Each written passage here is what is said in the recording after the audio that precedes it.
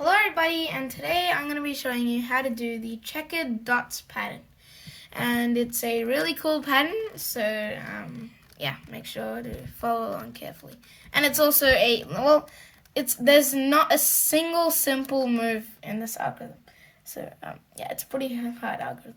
When I say simple moves, I mean like just one layer, edge moves like that, or like any moves around the edge. And all of the moves are either 2 layers or they're either like in the middle kind of stuff. Okay, so let's get started. Basically, the first move is you need to get these two horizontal layers and move them to the left. Next, you have to get these 2 vertical layers and push them down,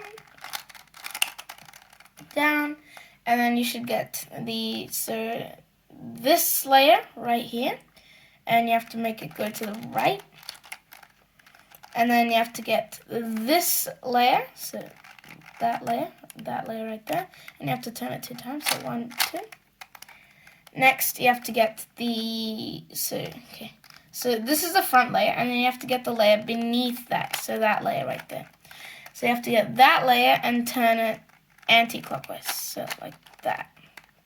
Okay, next you have to get this bottom layer, not the bottom layer, this layer, that green and yellow layer, and you have to turn it, to the left.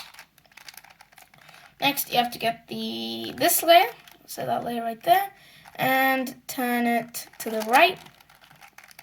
Next you have to get this that layer, so you're looking at it like that, and you have to get this back layer, and you have to turn it, you have to turn it that way, like that, and then you have to get this layer right here, that layer, and you have to turn it to the left.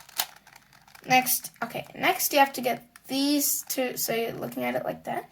You have to get these 2 layers, so those 2, and you have to push them down. You have to push them clockwise, I guess, like that.